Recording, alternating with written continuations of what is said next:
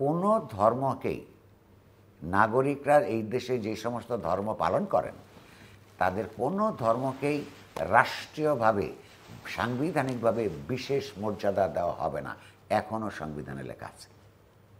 তা আপনি একদিকে সংবিধানের মধ্যেই লিখে রাখবেন যে নাগরিক অধিকার যেহেতু সবার সমান এবং যার আপন আপন ধর্ম আছে, চর্চা করে, সে তার সুযোগও আছে, সেইখানে আপনি যেহেতু এখানকার ইসলাম ধর্মাবলম্বী মানুষ সংখ্যায় ভীষণভাবে সংখ্যাগরিষ্ঠ, তাদের জন্য আপনি রাষ্ট্রধর্ম ইসলাম করে, যেটা অত্যন্ত গর্হিতভাবে সুবিধাবাদী রাজনীতির অনুসরণ করে আরেকজন স্বৈরাচারী শাসক জেনারেল এরশাদ করেছিলেন আপন স্বার্থে, সেইটাকে এখনো পর্যন্ত আপনার বহাল রাখা হয়েছে। এই বহাল রাখার মধ্য দিয়ে আপনি যত করেই অপরাপর ধর্মাবলম্বী মানুষদের বোঝান না কেন যে তাদের অধিকার সমান রয়েছে, এইটা আপনি তার মন এবং মননের মধ্যে ইচ্ছা করলে ঢুকাতে পারবেন না। আমি মনে করি বাংলাদেশের স্বাধীনতা যুদ্ধের পর এই যে এত একটা রক্তাক্ত সংগ্রামের মধ্য দিয়ে এই দুটো গণতান্ত্রিক সংস্কারের একটা সম্ভাবনা তৈরি হয়েছিল, কিন্তু যারা এগুলি করছেন তারা খুবই সতর্কতার সঙ্গে এই আলোচনাগুলি সমাজে কিংবা তাদের ফোরামে, যে সমস্ত ফোরামে তর্ক বিতর্ক হচ্ছে, তারা এজেন্ডা হিসেবে হাজির করেননি এবং রাজনৈতিক দলগুলো এটা নিয়ে আপনার কোনো বুদ্ধিবৃত্তিক তৎপরতার চর্চা করতে আমরা দেখলাম না। উল্টো ধরুন এই মুহূর্তে সাধারণভাবে এই মুহূর্তে যদি একটা নির্বাচন হয়, নানান রাজনৈতিক এবং সাংগঠনিক কারণে মানুষ অনুমান করে, আমিও অনুমান করি যে জাতীয় সংসদের সংখ্যাগরিষ্ঠ আসন আপনার বিএনপির ঘরে যাবার সমূহ সম্ভাবনা আছে। তো বিএনপির যেই নেতা, এই আপনার তরুণ নেতা, যিনি আপনার সংস্কার কমিশনের সঙ্গে, ঐক্যমত কমিশনের সঙ্গে বিএনপিকে সাংবিধানিকভাবে এবং রাজনৈতিকভাবে তাদের অবস্থানকে প্রতিনিধিত্ব করেন। আমি যদি ভুল না বুঝি, তিনি বিএনপির সর্বোচ্চ নীতি নির্ধারণী ফোরামেরও সদস্য, জাতীয় স্থায়ী কমিটি, স্ট্যান্ডিং কমিটি যেটা বলে, তার সদস্য। আমি নামই বলতে পারি, সালাউদ্দিন সাহেব তরুণ রাজনীতিতে। তো তরুণদের মস্তিষ্কটা যদি পরিপক্ক হয়, হৃদয়টা যদি তরুণ থাকে, তাহলে তার মন এবং মনের ন্যায় এই কথাগুলো আসা উচিত ছিল। এবং তাদের সামনে অনেক ভবিষ্যৎ আছে, তার সামনে অনেক পথ। তাদেরকে তো এই কথা আমরা বলতে শুনলামই না, উল্টো অন্য একটা জায়গায় আমি একটা বক্তৃতা শুনলাম, এইটা স্তম্ভিত হয়ে যাওয়ার মতন। একদিকে উনি বলছেন যে তাদের বাংলাদেশি জাতীয়তাবাদী রাজনীতির তত্ত্বের অধীনে বাংলাদেশের সমস্ত নাগরিকদের সমান অধিকার আছে। ভালো। সঙ্গে উনি যে সম্বোধনগুলি করছেন, অবাঙালি জাতিগোষ্ঠীকে কখনো বলছেন উপজাতি, উনি উপজাতি, আবার চিরগং হিল ট্র্যাক্সের বাইরে অপরাপর যে জাতিসত্তা আছে তাদেরকে বলছেন সহ উপজাতি। এটা নতুন শব্দ। আপনি বলুন তো, এইখানে তো আসলে একটা সংখ্যাগরিষ্ঠতাবাদী রাজনীতি, কেন বাঙালির জাতীয়তাবাদকে এখানে সামনে রাখতে হবে? কেন ইসলামকে রাষ্ট্রধর্ম রাখতে হবে? কারণ ইসলাম ধর্মাবলম্বী মুসলমানদের সংখ্যা এখানে বিপুলভাবে গরিষ্ঠ। তারা একবারও চিন্তা করলেন না এই যে তাদেরকে মুগ্ধ করে রাখার সস্তা রাজনীতির বাইরে গিয়ে তারা একদিকে শেখ মুজিবকে স্বৈরাচারী হিসেবে আখ্যায়িত করবেন, আরেকদিকে এরশাদকে স্বৈরাচারী হিসেবে প্রতিনিয়ত বক্তৃতা করবেন। অথচ শেখ মুজিবুর রহমান যখন তাদের পার্বত্য চট্টগ্রামবাসীকে বাঙালি হয়ে যাওয়ার কথা বলছিলেন অবাস্তবসম্মত, বা জেনারেল এরশাদ যখন রাষ্ট্রধর্ম করেন, তাদের রাজনীতিগুলিকে প্রায়োগিক রাজনীতি চর্চার মধ্যে তারা রেখে দিচ্ছেন। এইটা এক ধরনের মুনাফিকি। দ্বিতীয় হচ্ছে, আপনি ধর্ম নিয়ে কথা বলছেন, ধর্মের প্রসঙ্গে উনি ধর্মের প্রশ্নেও তাই, আমি দুটোই বলছি যে সংখ্যাগরিষ্ঠ যে জনগোষ্ঠী, তার জন্য বিশেষ মর্যাদা লাগে না। বিশেষ মর্যাদা লাগে যারা দুর্বল, যারা সংখ্যায় কম। কথা বলেছেন যে শরিয়া বিরোধী আইন করবেন না। আসছে সেখানে, সেটা 3 নম্বর পয়েন্ট হিসেবে উপস্থাপন করতে। আরেকটা কথা উনি সম্প্রতি বলেছেন যে জনগণেরও ভূমিকা শুধু অন্যদের দিকে তাকিয়ে থাকতে হবে না, জনগণকেও তার ভূমিকা রাখতে হবে। জি, আমি আসছি সেই জায়গায়।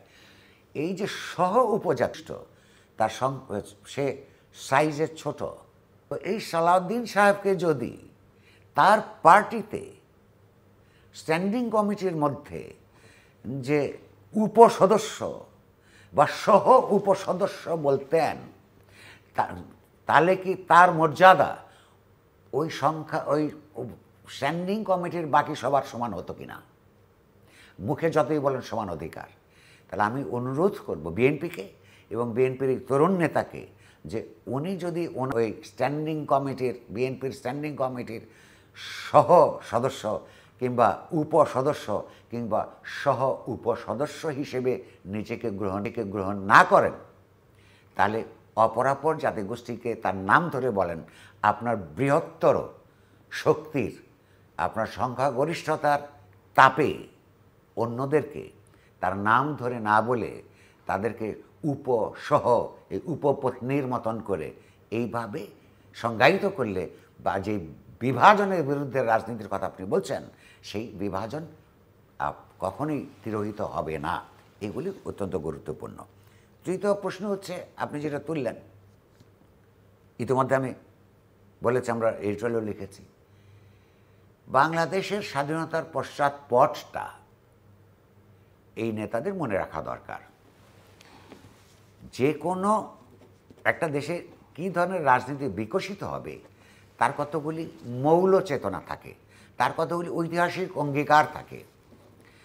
এই বাংলাদেশের মানুষ 1948 সালে মুসলিম লীগের নেতৃত্বে তার ধর্মীয় পরিচয়ে পাকিস্তান প্রতিষ্ঠা করেছে।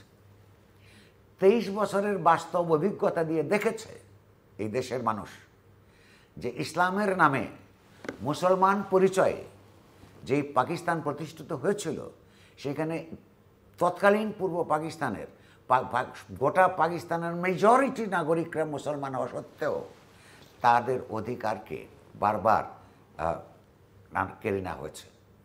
ফলে এই ঐতিহাসিক উপলব্ধির মধ্য দিয়ে এই অঞ্চলের জনগণ তার ধর্মীয় পরিচয়কে দ্বিতীয় রেখে, একসময় ছিল সে তার পরিচয় ছিল মুসলমান বাঙালি, তারপর সে বাঙালি মুসলমানের রাজনীতির দিকে এগিয়ে যায় এবং বাঙালি মুসলমানের রাজনীতিকে সামনে এগিয়ে নিয়ে গিয়ে সেইটাকে পুরো সাফল্যের জন্যে এইখানকার বৌদ্ধ, খ্রিস্টান, হিন্দু, অপরাপর ধর্মাবলম্বী মানুষকে বাংলাদেশের স্বাধীনতার যুদ্ধের জন্যে, যুদ্ধ অংশগ্রহণ করবার জন্যে তৎকালীন যে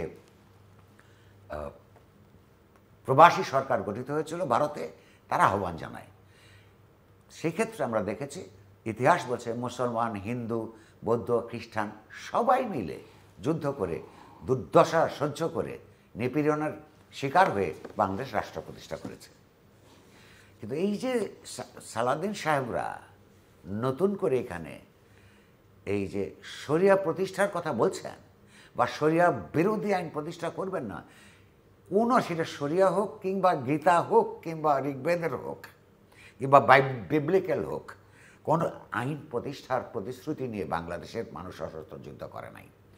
কোনো ধর্মকে ছোট করার কিছু নাই। প্রত্যেকটা মানুষের আপন আপন ধর্ম চর্চা এবং প্রতিষ্ঠা করার ব্যবস্থা জারি রাখা রাষ্ট্রের দিক থেকে কর্তব্য।